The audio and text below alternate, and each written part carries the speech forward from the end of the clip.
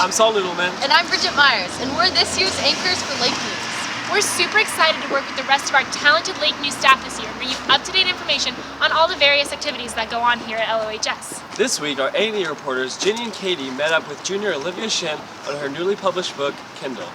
Hey Olivia, tell us about your new book. Hey Lakers, this is Jenny Kwan and Katie Healy from Lake News. And today we are here with student author Olivia Shin, who has written her first book. Hey Olivia, congratulations on writing your first book. Can you tell us a little bit about it? Yeah, I wrote a children's story about a young boy named Kendall who has Asperger's, which is a mild form of autism. And Olivia, what inspired you to write the book? Autistic people are so accepted at LO, no question. However, that isn't necessarily true everywhere. I noticed that younger kids, they kind of stray away from kids that are different, not because they're exclusive, but because they simply don't know a lot about them. I want kids to be able to treat autistic kids normally, like anyone else, and I believe that one way to tackle this is by informing them on how to interact and communicate with them. This inspired me to write a book as I love to write and draw. And what is your goal with the book? My goal with this book is to inform kids about autism. I want this book to be really fun and cool and just really interesting to kids while also being very informative. And what was the biggest challenge you faced during the publishing process? The biggest challenge I faced was probably the illustration process.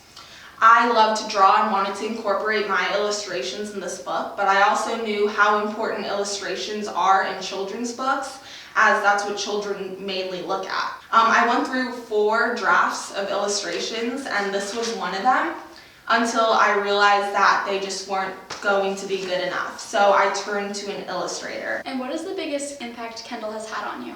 Kendall made a lasting impact on me in a way that made me do something that I thought was completely impossible. Never in my wildest dreams would I have thought that I could publish a book all by myself. Despite the long and costly process, it was so worth it, and it's so rewarding to have this finished product actually literally in my hands. I couldn't have done it without my friends and family and physicians that helped me make this book.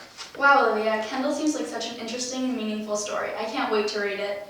I agree. And Lakers, if you would like to purchase a copy, please contact Olivia. And Olivia, thank you so much for your time today.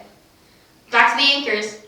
Thanks, Jenny. Thanks, Katie. Wow, isn't that awesome that Olivia's already published her own book? Yeah, that's pretty cool. So how's your book coming? Let's talk about sports. All fall sports this year made the playoffs. That's pretty That's cool. awesome. That is pretty Congrats, cool. guys. Well, speaking of other talent, let's go to Cameron and Steven with more.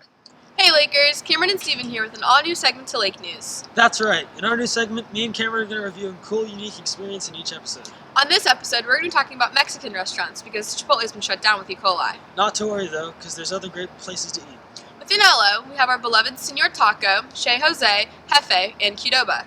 But because we were talking about Mexican restaurants, I thought it would be a good idea to try to eat the entire Taco Bell menu. Too bad it's not Mexican. Let's do this.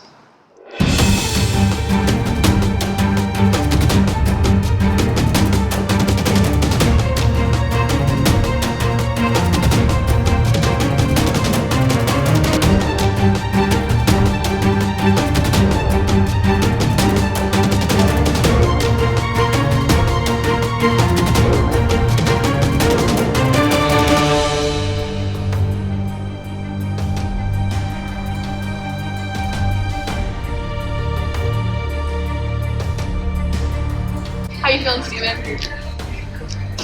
No, don't.